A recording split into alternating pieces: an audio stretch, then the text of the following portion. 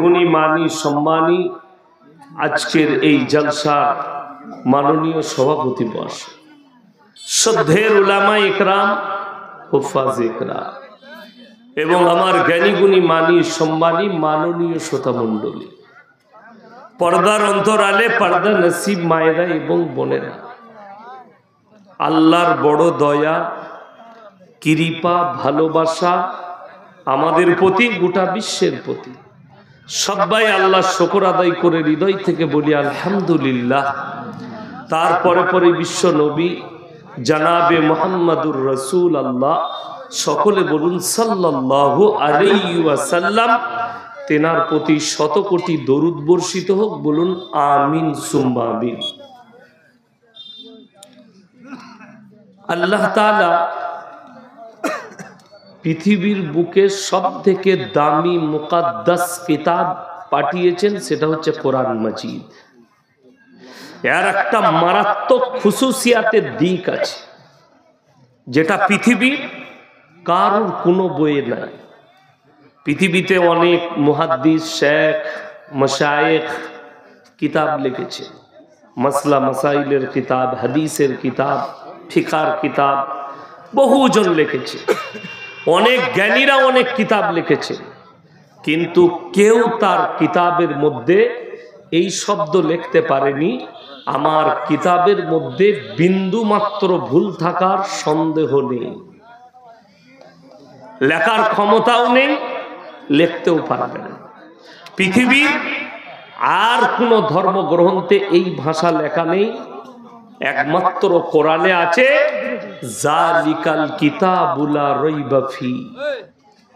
আমার এই কোরআনে বিন্দু মাত্র সন্দেহের কোনো অবকাশ নেই, এটা একমাত্র কোরআনে আছে। বাকি পৃথিবীর কারুর কোনো কিতাবে নাই। এই কোরআন 30 পারা, 114টা সূরা আছে কোরআনের মধ্যে। আল্লাহ তাআলা এই মুকদ্দাস কিতাবকে, কোরআন মাজিদকে অবতীর্ণ করেছে।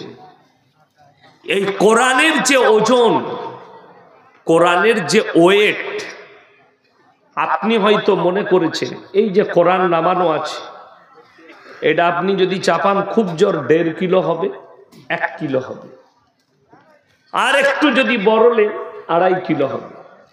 পৃথিবীর সব থেকে বড় কোরআন তুরস্কে আছে, এই 5 থেকে 7 কুইন্টাল ওজন হবে কোরআনটা, তুরস্কের লাইব্রেরিতে আছে কোরআন। কিন্তু কোরআনের ওজন ওটা নয়। কোরআনকে জিজ্ঞেস করুন তোমার ওজন কি? কোরআন নিজে বলে দিয়েছে, লাউ আনজালনা হাদাল কুরআন আলা জাবালিল লা রাআইতাহু খাশিয়াম মুতাসাদ্দিয়াম মিন খাশিয়াতিল্লাহ। আমি যদি এই কোরআনকে পাহাড়ের উপরে অবতীর্ণ করতাম, পাহাড়টা চূর্ণ বিচূর্ণ হয়ে যেত। উম্মতে মুহাম্মাদীকে আল্লাহ ভালোবেসে দান করেছে। আর আল্লাহর কসম, গোটা পৃথিবীর বায়োডেটা আল্লাহ কোরআনে ভরে দিয়েছে।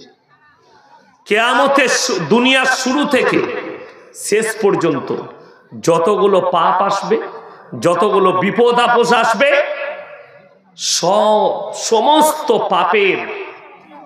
পাপকে ট্যাকেল দিবার জন্য, বেঈমান কাফেরদের বাধাকে ট্যাকেল দিবার জন্য কোরআন, রাসূলের হাদিস আর এই আলেম উলামারা রেডি আছে। মাথায় রাখবেন। আমি কালকের জলসায় বলেছি মুর্শিদাবাদে, যে আমার ভাই একটা চুটি কিতাব বর্ণ পরিচয়, যেটা আজ পর্যন্ত শুনলাম না কোনো স্টুডেন্ট বিনা ভুলে মুখস্থ করে শুনিয়েছে। কিন্তু আশ্চর্যের বিষয়, একটা মাদ্রাসার হাফিজে কোরআন তালবে ইলমকে ডাকলে আপনাকে 30 পারা কোরআন দাঁড়িয়ে শুনিয়ে দিবে। জোরে বলুন সুবহানাল্লাহ। আমি যখন গুজরাটে প্রথম পড়তে যাই, আমাদের মধ্যে সব থেকে কমি বাঙালিদের মধ্যে কি আছে? শুদ্ধ করে কোরআন পড়তে জানে না, চেষ্টাও অনেকজন করে না। আমি যখন গুজরাটে আমার আব্বাজি পাঠালো জামিয়াতুল কিরাত কাফলেতা মাদ্রাসা, দিনাজপুরের একটা সাথী ছিল, মালদার অনেকগুলো ছিল আমার সাথে, 25টা বাঙালি মাত্র, বর্ধমান, 24 পরগনা, মালদা, দিনাজপুর, সব মিলিয়ে 25 জন। তার মধ্যে 12 জন আমরা খালি বর্ধমানের ছিলাম। তো আমি আমার আব্বার মাদ্রাসায় স্কুলে পড়তে পড়তে 7 পারা হিফজ করেছিলাম, 7 পারা মুখস্থ করে দিয়েছিলাম। সেখানে যখন গেলাম, প্রথম দিনে যখন শিক্ষককে সবক শুনালাম, বললে पूरे के पूरे गलत है, फिर शुरुआत से पढ़ो। আমাকে খালি সূরা ফাতিহাটা 3 মাস পড়িয়েছে। তো আমার 2 মাস হওয়ার পরে আমার মনে মনে হলো দূর আর পড়বই না, পালিয়ে যাব। এই একটা সূরা 3 মাস পড়ে কেউ শুদ্ধ হয়ে গেছে। কিন্তু বিশ্বাস করুন, আজকে ওই 3 মাস সূরা ফাতিহাটা পড়ার ফায়দা আজকে বুঝতে পারছি। আমাকে যদি কেউ কাবা ঘরে দাঁড় করিয়ে দেয়, আল্লাহর কৃপায় নামাজ পড়িয়ে দেবো, অসুবিধা হবে না। সূরা ভুল যাওয়া, সূরা চুকে যাওয়া, এইসবের ভয় নেই, কোনো ভয় নেই। আমি গুজরাটে লখনৌ যখন ইরফানিয়ায় কিরাত পড়তাম, দরগায়ে হায়দারবাগ মসজিদে আমি 2টো টাইম ইমামতি করতাম, এশা আর ফজর। কোনো দিন মাগরিব। আমার কারি সাহেব উস্তাদ আসতেন না, আমাকে বলতো ভাই তুম পড়া দেনা, আমি পড়াতাম। তো আমার পেছনে একজন বিখ্যাত কারি, যিনি পাকিস্তানে পর্যন্ত পড়তে গেছে কম্পিটিশনে, কারি ওয়াসিম, লখনৌ ইরফানিয়া। ওনার সামনে ভারতবর্ষের যে সে কারি বসে কোরআন পড়তে পারবে না। তো আমি একদিন নামাজ পড়িয়েছিলাম, আমি এত শুদ্ধ কোরআন পড়ি, তারপরেও বলেছিল আচ্ছা সে কিতাব দেখ লেনা, कहीं कहीं पर मखारिज का गलती है तुम्हारी। আমাকে ভয় লেগেছিল ওনার সামনে নামাজ পড়াতে, এত সুন্দর করে পড়ালাম। আমাদের দেশে নামাজ হয় পাইকিরি, পাইকিরি নামাজ। সমাজের অবস্থা বলি, আলেম না চিনার কারণে, ইলম না বুঝার কারণে, ইলমের কদর না জানার কারণে আমাদের দেশের লোক পাইকিরি মুয়াজ্জিন খুঁজে বেড়ায়। আমি একটা জলসাই বলেছি, এরা যদি 10 টাকার মুয়াজ্জিন পায়, তা 20 টাকার মালে যাবে না। কথাটা বুঝতে পারেননি? আমাদের সমাজের লোক মুয়াজ্জিন কি, গ্রামের চাচা, বেচারা আর কাজ করতে পারে না, বলে চাচা তুমি তো আর কাজ করতে পারো না, তা আমাদের মসজিদে থাকো, তুমি ঝাড়ু ফাড়ু লাগাবে আর 3 টাইম খানা খাবে, দুপুরে, রাত্রে, সকালে চা বিস্কুট, আর মসজিদে ঝাড়ু লাগাবে, আর 5 ওয়াক্তের নামাজে তুমি আজান দিবে, বেতন দিতে পারবো না। চাচা দেখলে এই বয়সে আমি যাব কোথায়, কাজও করতে পারবো না, এই পেটে ভাতে মালি ঠিক আছে। এই পেটে ভাতে মুয়াজ্জিন হওয়ার কারণে লখনৌ ইরফানিয়ায় যেদিনে মাদ্রাসা শুরু হয়, মাদ্রাসার মুয়াজ্জিন হবার জন্য ইন্টারভিউ শুরু হয়। কার গলা সুন্দর, কে শুদ্ধ আজান দিচ্ছে, সেই ছেলেটাই আজান দিবে। আমি যে বছরে কিরাত পড়ি ইরফানিয়ায়, ধুলিয়ানের একটা ছেলে চান্স পেয়েছিল আজান দিবার, সে আজান দিত।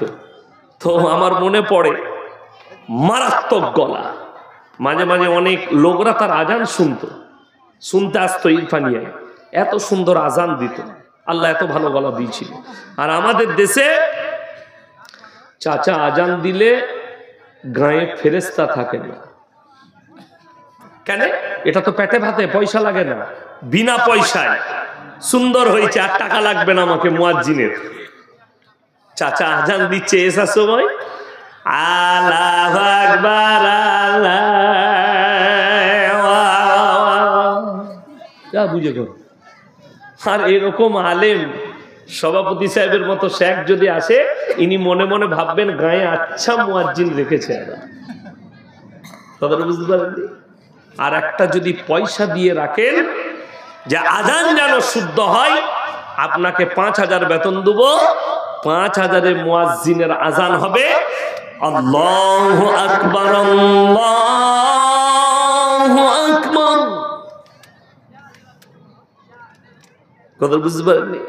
ফজরের সময় চাচা আজান দিচ্ছে, আসসালাতু খায়রান মিনাল, যার নাম খয়রন সে মনে মনে করছে আল্লাহ এত রাতে আমাকে কি ডাকছে, ঘুম থেকে উঠে গেছে।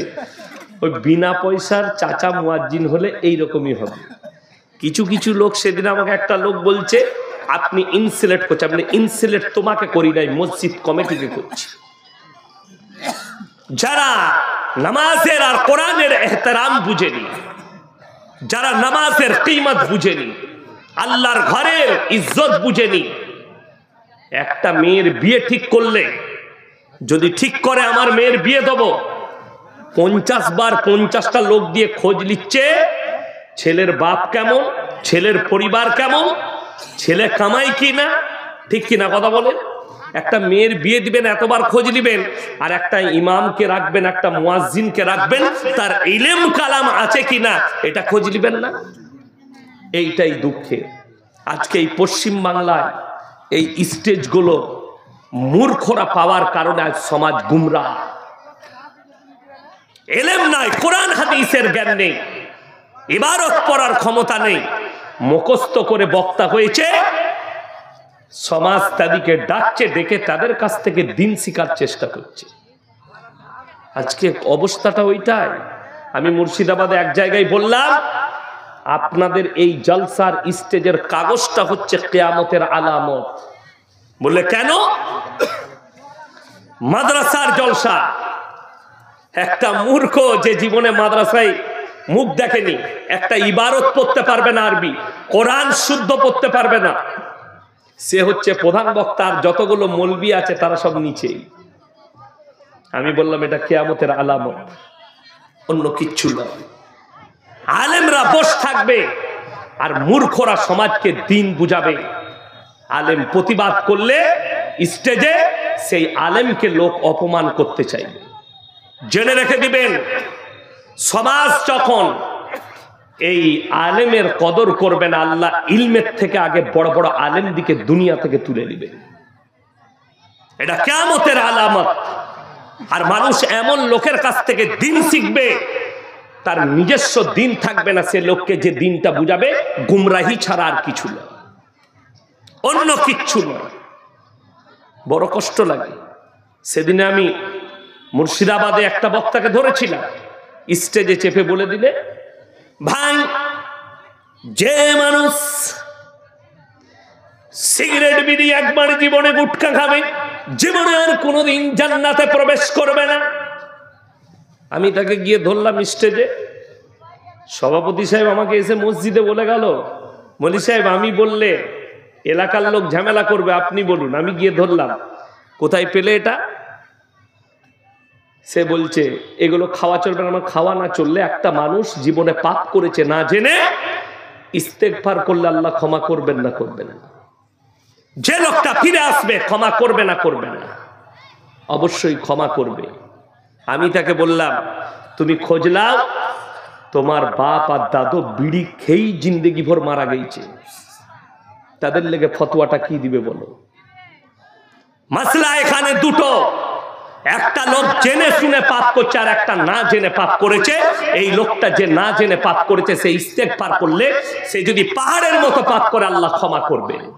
এটা কোরআন, সূরা ফুরকান, ইল্লা মান তাবা ওয়া আমানা ওয়া আমিলা আমালান সালিহা ফাউলাইকা ইউবাদদিলুল্লাহু সাইয়্যাতিহিম হাসানাত ওয়া কানাল্লাহু গফুরার রহিমা। যারা তওবা করার মতো তওবা করবে, ইস্তেগফারের মতো ইস্তেগফার করবে, আমি আল্লাহ তার বিগত জীবনের সমস্ত গুনাহগুলো ক্ষমা করে অতটাই নেকি দান করব। আপনি নেকি পেয়ে যাবেন ফিরে এলে। আশ্চর্য লাগে, আমাদের সমাজের লোক নামাজ কেন পড়ে না, রোজা কেন রাখে না, আমাদের মা বোনরা পরিবর্তন নাই কেন? তার কারণ হচ্ছে এই জলসা। যদি বলেন কেন, মারাত্মক কারণ জলসা। আমাদের সমাজে একটা নিয়ম উঠেছে, আমিও মাদ্রাসায় আমি আদায় করি, আমিও জলসায় মানুষের কাছে টাকা চাই, কিন্তু আশ্চর্যের বিষয় আমরা ভেবেছি জলসায় 10-20 হাজার টাকা দে, আর বক্তা একদম জান্নাতে নিয়ে গিয়ে ঢুকিয়ে রেখে দিয়ে চলে এলো, তাই না? আহারে বান্দারে, কোথায় বসেছিল, তাড়াতাড়ি ছুটে এসে 1000 দিল, এরপর তাকে জান্নাতুল ফিরদৌসে ঢুকিয়ে পালঙ্গে শুইয়ে রেখে দিয়ে চলে এলো। এবার একে জিজ্ঞেস করো, হ্যাঁ আপনি মলি সাহেব, হুজুর আপনি আগে বুঝাতে পারলেন না, রোজগার হবে, দান করবেন মসজিদে হালাল টাকা, আপনি ইনকাম করবেন হালাল, রুজি হবে হালাল, তবে আপনার দোয়া কবুল হবে, তবে আপনি আপনার কামায়ে বরকত পাবেন, নাহলে বরকত পাবেন না। আপনারা তাকিয়ে দেখুন আমাদের মৌলবীদের কি আছে, কিছুই নাই। মসজিদে 7,000 বেতন, 5,000 বেতন, আর মাদ্রাসায় 10,000 বেতন, তারপরেও আল্লাহ অভাব দেয়নি। আমরা পড়ার জীবনে ডাল আলু ঘ্যাট খেয়ে মানুষ হয়েছে, আজও সেটাই খাচ্ছি, আর আল্লাহ তার বদলায় দস্তরখানে ইজ্জতের রুজি পাঠাচ্ছে। রাসূলের হাদিস, আল্লাহর রাস্তায় দ্বীনের পথে যারা থাকবে আল্লাহ মৃত্যুকাল পর্যন্ত ইজ্জতের রুজি দান করবে। আজ আপনি কাকে গালি দেবেন? একটা অমুসলিমকে? আপনার মালদা বর্ডারে চলে যান, বাংলাদেশ বর্ডারে যান, ভারতের সীমান্তে যে মিলিটারিরা চাকরি করছে আপনি অবাক হবেন, ওইখানে আপনার ইমানটাকে ওজন করতে পারবেন। আমাদের ভারতে একটা জাতি আছে নাম পাঞ্জাবি। পাঞ্জাবিরা তাদের ধর্মেতে এতটা অটুট, তারা মিলিটারি চাকরি করে, তারা পুলিশের চাকরি করে, কিন্তু তারা মাথার পাগড়ি খুলে মুখের দাড়ি চাচে। তাদের দাড়িটা যদি সরকার চাচতে চায়, যে যাবে তার গর্দনটা আগে নিয়ে নিবে। আর আপনাকে দেখিয়ে দেবো 100টার মধ্যে 80টা মুসলমান দাড়ি চাচা। কথাটা বলুন, ঠিক বললাম না ভুল বললাম? 80টা। এই 80টা মুসলমান যারা সেলুনে বসে জানার পরেও, রাসূলের আদর্শ জানার পরেও যারা দাড়িটা চেঁচে দিচ্ছে, এদের থেকে বড় নবীজির দুশমন আর কেউ হতে পারে? আপনি নিজেরা চিন্তা করুন, আমি বলবো না, আপনি নিজের দিলকে জিজ্ঞেস করুন যে আমি মুখে বলছি আমি নবীর উম্মত, আল্লাহর নবীকে ভালোবাসি, আল্লাহর রাসূলের জন্য জান কুরবান, অথচ আপনি দাড়ি চেঁচেছেন, নবীজির সুন্নতটা চেঁচে ফেলিয়ে দিলেন সেলুনে বসে নিজে থেকে, আর আপনি বলছেন আমি নবীজিকে ভালোবাসি। আপনি জানেন কোরআনে স্পষ্ট বলা হয়েছে মদ স্পর্শ করা, নেশাগ্রস্ত জিনিস স্পর্শ করা হারাম। এরপরে যে মুসলমান মদ গাঁজা খাচ্ছে, খাওয়া তো দূরের কথা, আমি আপনাকে মালদা ডিস্ট্রিক্টে হরিশ্চন্দ্রপুরে দেখিয়ে দেবো, চাঁচলে দেখিয়ে দেবো, মুসলমান মদও খাচ্ছে, মদও বিক্রি করছে। ঠিক বললাম না ভুল বললাম? আমি আস্তে আস্তে চাঁচলে একটা দোকানে দাঁড়িয়েছিলাম কিছু মাল কেনার জন্য। মুসলিমদের ছেলে, সালাম দিলাম, উত্তর দিল, মুলাকাত করলো, চেয়ার দিল, বসুন, কি নেবেন? এটা দেবো। আমার ড্রাইভারকে বললাম গাড়িতে চাপিয়ে না। আমাকে বললো হুজুর 1 কাপ চা খা। খাবো। চা খেলাম। জানেন বিল মিটানোর পরে কি বলছে? চা খাওয়ার পরে বলছে হুজুর একটা সিগারেট খাবেন? আসলে কি হারাম করে পাল্লায় পড়লাম আমি? কেন? এই দোষটা কি তার? একদম নয়। কোন মৌলবি যদি এই যুবকটাকে দোষ দেয়, সেই মৌলবি অপরাধী হবে, যেহেতু তার হুজুর সিগারেট খায় তার কাছে চেয়ে। তার ভণ্ড হুজুর সিগারেট খায়, গুটকা খায়, পান খায়, সে মনে করেছে এই মৌলবিটা ওই দলের ইমাম। ওই জন্য বেচারা আমাকে জিজ্ঞেস করেছে হুজুর সিগারেট খাবেন কি? আমি বললাম এগুলো তো খাওয়া নিষেধ ইসলামের শরীয়তে, আপনি কি করে খাচ্ছেন? আমি তো এগুলো জীবনে একটা পান খাই না, পান মশলা খাই না, মৌরি খাই না। উত্তর এত সুন্দর, আমাদের হুজুর খায়। তোমার হুজুর খেলে আপনি বলুন। এরপরে এ মকরু ফতোয়া দিয়েছে, এরা এদের সামনে বসে সিগারেট খায়, ওই ব্যক্তি একটা সাধারণ লোক, যার কাছে কোরআন হাদিসের জ্ঞান নেই, সে জানে সিগারেট খাওয়াটা কোনো ব্যাপারই নাই, হালাল জিনিস। যেহেতু আমার মৌলবি, আমার হুজুর খায়, এটা বর্ধমানের মৌলবি ইও খায়, ওই জন্য আমাকে দিতে গেল। তাহলে অপরাধীটা সেই হুজুর নাই, এ ব্যক্তি সেই হুজুর। আমার মতো 100টা মৌলবি কিয়ামতের দিনে ধরা পড়বে, 100টা মৌলবি ধরা পড়বে। সমাজকে ধোঁকা দিয়েছো, প্রতারণা করেছো, প্রবঞ্চনা করেছো। আপনি অবাক হবেন, কেন বলছি এ কথাগুলো? 100টা মৌলবি ধরা পড়বে, তার অনেকগুলো কারণ আছে, দিক আছে। আজকে বিভ্রান্তির মধ্যে আছে সমাজ। কারা করেছে? আমাদের মতো মৌলবিরা বিভ্রান্তে ফেলিয়েছি আপনাদেরকে। আমাকে এক জায়গায় বলছে, কোন মৌলবির কথা ডুবো? আপনারা এক বলছেন, এরা এক বলছে। আমি বললাম, বাজার করতে যাও না? যাও না, সকালে হাট। বলে হাট করি। আমি বললাম, কানা বেগুন কিনিস না ভালো?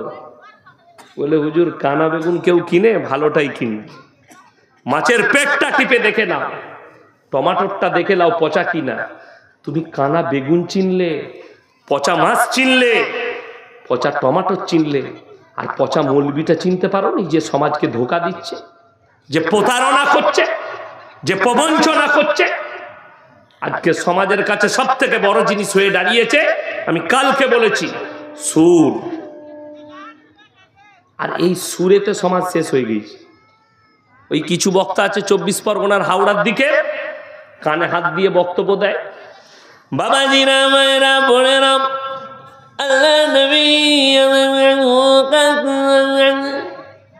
শেষকালে সকালবেলায় বলছে, কেমন বক্তা এলো, কি গলালো, দারুণ সুরবে। বুঝলি কি? বুঝে নাই কিছু। সে বললে তো কিছু বুঝবে। দাদর গল্প, বাপের গল্প, কবরের গল্প, গাছের গল্প, মাছের গল্প। তা না হলে একটা মৌলবি কখনো নবী বিরোধী আলোচনা স্টেজে করতে পারে আর সমাজ সুবহানাল্লাহ বলে? সমাজ সুবহানাল্লাহ বলছে। আপনারা প্রায় শুনতে পাবেন ইউটিউব খুললে, বক্তব্য দিচ্ছে, ও আমার বাবাজিরা, খাজা বাবার কেরামতি শোনো। তিনি একবার কলে পানি নিতে গেছেন, উজু করতেন। গ্রামের মানুষ কলের পানি দেয়নি। খাজা বাবা তখন নিজের লোটাটা নিয়ে, বদনা নিয়ে, গোটা আনা সাগরের পানিগুলো লোটার মধ্যে ভরে নিলেন। যা বুঝে করগা। আচ্ছা, নবীজি সাল্লাল্লাহু আলাইহি সাল্লামের জন্য এরকম কোন হাদিস শুনেছে? এত বড় আলেম বসে আছে, আপনারা মনে করছেন ইয়াসিন সাহেব বায়ান করছে, হায়দার ভাই বায়ান করে গেল, বিরাট ব্যাপার। ইনার জুতো সুজা করার যোগ্যতা নাই বক্তাদের। আপনারা জানেন ওটা, আমরা জানি ইলমের বহর কার কাছে কতটা আছে। যারা আলেম তারা জানবে, সাধারণ লোক জানবে না। দুটো ফুটানি করতে শিখে বড় হওয়া চলবে না। আলেম আলাদা, বক্তব্য আলাদা, ইলম আলাদা, বলা আলাদা। বড় কষ্ট লাগে। জিজ্ঞেস করুন, নবীজি সাল্লাল্লাহু আলাইহি সাল্লাম সম্পর্কে একটা হাদিস নাই, যায়িফ হাদিস নাই, যে নবীজি সাগরের পানিগুলো হাতের মুঠোয় ভরে নিয়েছে। নবীজির ইজ্জত সব থেকে বেশি আল্লাহর কাছে। পৃথিবীতে সব থেকে দামি ব্যক্তি তিনি, তিনার সম্পর্কে একটাও হাদিস নেই। খাজা বাবা সম্পর্কে চলে এলো গল্প। মানুষ এটা শোনার পরে জোরে সরে বলছে সুবহানাল্লাহ। বুঝলি কেউ নিজেও জানে নাকি ওটা তো ইসলাম নয়, ওটাও জানে না। কেন? নামাজ পড়ে না, কিচ্ছু পড়ে না। সেদিনে আমি হুগলিতে জলসা করছি, আমার আগে একজন হুজুর সাহেব ছিলেন, তিনি জলসা শুরু করছেন, পড়ো বাবা আল্লাহুম্মা। তখন লোকরা সব বলছে সাল্লে আলা সাইয়্যিদিনা, আর হুজুর তখন দুধ খাচ্ছে। ওদিকে ধরিয়ে দিয়েছে লাইনটা, তোরা চালিয়ে যা, আমি দুধ খাই। আমি স্টেজে গেলাম, আমি বললাম ভাই সবাই দরুদে ইব্রাহিম পড়ুন। আল্লাহুম্মা সাল্লি আলা মুহাম্মাদিন ওয়া আলা আলি মুহাম্মাদ কামা সাল্লাইতা আলা ইব্রাহিম ওয়া আলা আলি ইব্রাহিম ইন্নাকা হামিদুম মাজিদ। আল্লাহুম্মা বারিক আলা মুহাম্মাদিন ওয়া আলা আলি মুহাম্মাদ কামা বারাকতা আলা ইব্রাহিম ওয়া আলা আলি ইব্রাহিম ইন্নাকা হামিদুম মাজিদ। একটা লোক পর খালি যে কটা নামাজি ছিল তারা পড়ল। আমি বললাম আমি যে দরুদটা পড়লাম এটা কি দরুদ? শ্রেষ্ঠ দরুদ। অথচ এই দরুদ জানে না কেন? নামাজ পড়লে তো জানবে। ও খালি জলসার দরুদ ওরা মুখস্থ করে রেখেছে। কোথায়? হাওড়া, হুগলি, মেদিনীপুর আর 2 24 পরগনার লোক জলসাতে বসবে, এই দরুদটা পড়বো, হুজুর মনে করবে এদের থেকে বড় আউলিয়া আর পৃথিবীতে কেউ নাই, এদের থেকে বড় পরেজগার কেউ নাই। আরে আমার ভাই, তুমি দিন বুঝলে না। আজকে আমাদের সমাজে মারামারি কি নিয়ে বলুন? স্টেজে আমাদের সমাজে, পশ্চিম বাংলায় নয়, ভারতবর্ষে, বাংলাদেশে, পাকিস্তানে মারামারি হাত বাঁধা নিয়ে, টুপি পড়া নিয়ে, শবে বরাত নিয়ে, কিয়াম নিয়ে, তোর ঘর আমার ঘর নিয়ে। আমি সেদিনে হাওড়ায় বলেছি, এ আমার বাবাজিরা, কাবা ঘরে, মক্কা মদিনায় কেউ বুকে হাত বাঁধে, কেউ বাঁধে না। কেউ দোয়া করে, কেউ করে না। কেউ টুপি পরে, কেউ টুপি পরে না। কেউ রফা দাইল করে, কেউ করে না। শুনেছো সেখানে লাঠি নিয়ে মারামারি হয়েছে? আমাদের দেশে মারামারি হয়, যেটার গুরুত্ব নাই সেটা নিয়ে মারামারি। ইসলামে যেটার গুরুত্ব আছে এটা নিয়ে কোনো বাড়াবাড়ি নাই।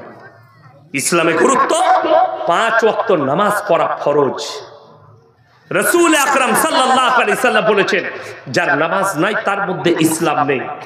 এই হুজুররা গন্ড মূর্খগুলো এটা নিয়ে মারামারি করবে না। মারামারি কি নিয়ে? যেটা ইসলামের বিষয় নয়, কিয়াম, মারামারি ওটা নিয়ে। যেটা ইসলামের কোনো বিষয় নয়, শবে বরাত, হালুয়া রুটি খেতে হবে ওকে, ওই জন্য ওটা নিয়ে মারামারি। বাকি কোনো জিনিস নিয়ে মারামারি নাই। ফরজ নামাজ, ফরজ রোজা, এইগুলো নিয়ে মারামারি নাই। যে একটা ব্যক্তি জেনে শুনে কেউ যদি একটা ফরজ রোজা ছেড়ে দেয়, সারা জিন্দেগি রোজা রাখলে একটা রোজার মাসুল দিতে পারবে না, নিজে থেকে ছেড়ে দিবে। হাজারো যুবক, হাজারো মেয়ে নিজে থেকে কতজন রোজা ছেড়ে দেয়, গুরুত্ব নাই। আপনাকে আমি পশ্চিম বাংলায় দেখিয়ে দেবো, রমজান মাসে মুসলমানদের চায়ের দোকান খোলা থাকে। ঠিক বললাম না ভুল বললাম? আপনাদের হরিশ্চন্দ্রপুরে থাকে না থাকে না? চায়ের দোকান খোলা থাকে। আমি বলে যাচ্ছি, যে মুসলমান রমজান মাসে চায়ের দোকান দিনের বেলায় খুলে রাখবে, তার কামায়ে বরকত আসতেই পারে না, তার অভাব আসবেই আসবে। আপনাকে বলে দিই, পশ্চিম বাংলায় অত বড় হোটেল নাই। বোম্বেতে হোটেলের নাম সালিমা, গুজরাটিদের হোটেল, মুসলমানদের। জটা ম্যানেজার বসে আছে, মনে হবে সব মরিছে। পাকিস্তানের প্লেয়াররা খেতে আসে, খেলতে দামি দামি আর্টিস্টরা খায়। রমজান মাসে সেই হোটেলটা ইফতারিতে শুরু হয়, সাহরিতে বন্ধ হয়ে যায়। পার ডে 7 থেকে 10 লক্ষ টাকা বিক্রি হয় সেই হোটেলটা। যে কোনো সময় যাবেন, আপনাকে ওয়েটিং এ দাঁড়াতে হবে। হোটেলটা রাত 2টো পর্যন্ত খোলা থাকে। মাহমুদ আলী রোড, যেটা প্রপার মুম্বাই, 1টা 2টো পর্যন্ত হোটেল খোলা থাকে। যখন যাবেন আপনাকে ওয়েটিং করতে হবে, ওয়েটিং রুমে বসতে হবে। সিট বুক আছে, লিস্ট দিয়ে যাবে, আপনাকে ডাকা হবে। সেই রকম হোটেল যারা 10-20 লাখ টাকা প্রত্যেক দিন ইনকাম করছে, রমজান মাসে আল্লাহকে ভয় করে ইফতারিতে শুরু করে সাহরিতে বন্ধ করে দেয়। সারাদিন হোটেল বন্ধ। একটা মুসলিমদের হোটেল দিল্লি, বোম্বাই, গুজরাট, উত্তরপ্রদেশে, হায়দ্রাবাদে একটা চায়ের দোকান আর একটা কিচ্ছু খোলা দেখাতে পারবে না। হায়দ্রাবাদের পেস্তা হাউস চায়ের দোকান, চা আর হালিম, তার যে চা বিক্রি হয়, গোটা মালদা ডিস্ট্রিক্ট মিলিয়ে অত চা বিক্রি হবে না। প্রত্যেক দিন নাই নাই করে 50,000 কাপ চা বিক্রি করে, সকাল থেকে রাত 2টো পর্যন্ত। মাত্র 1 ঘন্টা বন্ধ।